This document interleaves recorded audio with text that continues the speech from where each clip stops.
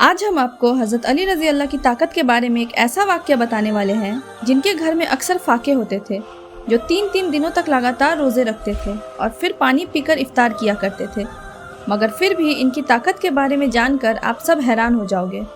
السلام علیکم every one, میں ایک ریورٹڈ مسلم ہوں اور میرے چینل اٹس اباؤٹ دین میں آپ سب کو خوش آمدید۔ جنگ بدر اور جنگ احد کے بعد میں اللہ کے کرم سے مسلمان بہت مضبوط ہو گئے تھے، وہیں پر دوسری طرف جو کفار کے لوگ تھے، جو مشرک لوگ تھے، وہ کمزور ہونے لگے تھے۔ اس لیے وہ چاہتے تھے کہ کسی بھی طرح سے مسلمانوں کے وجود کو ختم کر دیا جائے۔ اس لیے ابو سفیان اور اس وقت کے عرب کے بڑے بڑے بہادر آپس میں مل گئے۔ ان میں عرب کا ایک بہت بڑا پہلوان بھی شامل تھا جس کا نام عمرو بن مرہب تھا، جس نے سینکڑوں جنگیں لڑی تھی۔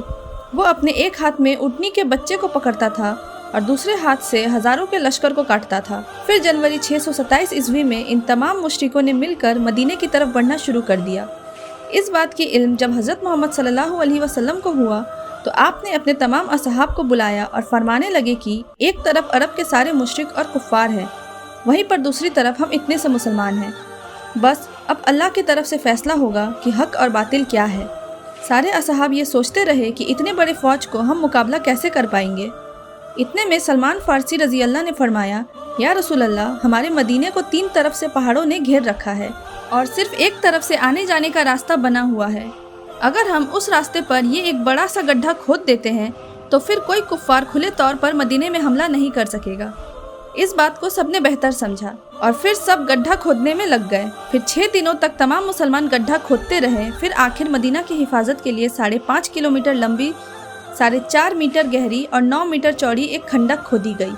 پھر جیسے ہی ابو سفیان، عمرو بن مرہب اور عرب کے بڑے بڑے بہادر مدینے کے قریب آئے تو انہوں نے دیکھا کہ مدینے کے باہر ایک بہت بڑی کھندق کھودی ہوئی ہے۔ اسے دیکھ کر وہ حیران ہوئے اور سوچنے لگے، ان لوگوں نے اتنی بڑی کھندق کیسے کھود لی اور اب ہم مدینے میں حملہ کیسے کریں گے۔ اس کے بعد 6 ہفتے تک وہ مدینے سے باہر بیٹھے رہے۔ پھر عمرو بن مرہب نے کہا کہ یہ تو میری توہین ہے۔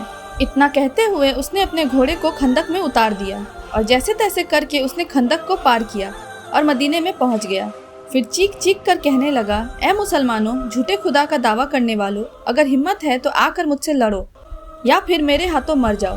یہ سن کر سارے مسلمانوں نے اپنی نظریں جھکا لی اور خاموش ہو گئے۔ اتنے میں حضرت علی رضی اللہ عنہ کھڑے ہوئے اور کہنے لگے، یا رسول اللہ صلی اللہ علیہ وسلم، آپ مجھے اجازت دیجیے، میں جاؤں گا۔ تو آپ صلی اللہ علیہ وسلم نے فرمایا، اے علی، بیٹھ جاؤ، تمہیں پتہ بھی ہے سامنے کون ہے؟ سامنے عمرو ہے، تم اسے ٹکر نہیں دے سکو گے، تم اس کے ٹکر کے نہیں ہو، ابھی تمہاری عمر بھی بہت کم ہے۔ اس وقت حضرت علی رضی اللہ کی عمر صرف 23 سال کی تھی۔ پھر عمرو بن مرہب چیخ چیخ کر کہنے لگا، اے مسلمانوں، کدھر ہے تمہاری جنت جس کا تم دعویٰ کرتے ہو؟ کہتے ہو کہ شہید ہوں گے تو جنت میں جائیں گے، یہاں پر کوئی نہیں ہے جو تمہاری جنت کا شوقین ہو۔ مسلمانوں میں بڑے بڑے بہادر اور پہلوان بھی بیٹھے ہوئے تھے، جن میں عمر طلحہ جیسے بہادر بھی تھے، مگر سب کے سب خاموش رہے۔ اتنے میں حضرت علی پھر سے اٹھے اور کہنے لگے، یا رسول اللہ صلی اللہ علیہ وسلم، آپ مجھے اجازت دیجیے، اس ظالم کا میں منہ بند کروں گا۔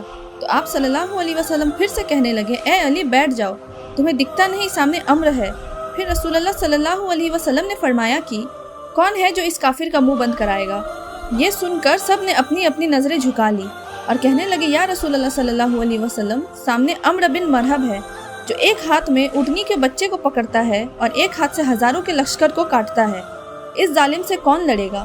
اتنے میں حضرت علی رضی اللہ نے تیسری مرتبہ اپنا ہاتھ اٹھایا اور کہنے لگے، اے میرے آقا، مجھے آپ اجازت دیجیے، میں اس کافر کا منہ بند کروں گا۔ تو تیسری مرتبہ حضرت محمد صلی اللہ علیہ وسلم نے حضرت علی کو جانے کی اجازت دے دی۔ اجازت ملتے ہی حضرت علی رضی اللہ ایک ہاتھ میں ڈھال اور ایک ہاتھ میں تلوار لے کر عمرو بن مرہب کے پاس پہنچے، اور عمرو بن مرہب کا پورا جسم لوہے سے ڈھکا ہوا تھا، یہاں تک کہ اس کی ٹوپی بھی لوہے کی ہوتی تھی۔ مرہب اپنے سامنے علی کو دیکھ کے کہنے لگا، تم کون ہو اور یہاں پر کیوں مرنے آئے ہو؟ تو یہ سن کر حضرت علی رضی اللہ نے کہا، میں حیدری کرار ہوں، میری ماں نے میرا نام حیدر رکھا ہے۔ حیدر کہا جاتا ہے ایک ماہر شیر کو، اور کرار کہا جاتا ہے پلٹ پلٹ کے حملہ کرنے والے کو، اس لیے آپ کا لقب حیدر کرار تھا، یعنی پلٹ پلٹ کر وار کرنے والا۔ عمرو بن مرہب پھر سے کہنے لگا، جیسے تو آیا ہے ویسے ہی واپس چلا جا، میں بچے کو مارنا نہیں چاہتا۔ حضرت علی رضی اللہ نے فرمایا، مگر میں تو تجھے مارنا چاہتا ہوں۔ تو یہ سن کر اس کو غصہ چڑھ گیا اور اس نے آگے بڑھ کر وار کر دیا۔ حضرت علی نے اس کے وار کو اپنے ڈھال سے روکا، پھر اس نے آپ پر 3 وار کیے۔ آپ نے اس کے تینوں ہی وار کو روک لیا फिर उसने हजरत अली पर एक जोरदार वार किया, जिससे आपकी ढाल के 2 टुकड़े हो गए और उसकी तलवार जाकर आपके कंधे पर लग गई, यानी कि हजरत अली का कंधा जख्मी हो गया। अब हजरत अली हैदर कर्रार बने।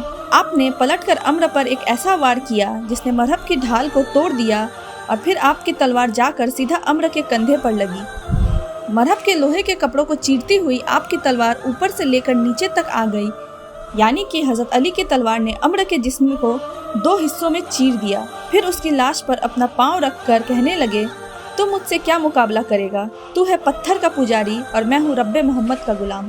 तो ये थी आज की वीडियो। आपको ये वीडियो कैसी लगी हमें कमेंट करके ज़रूर बताएं। मिलते हैं अगले वीडियो में।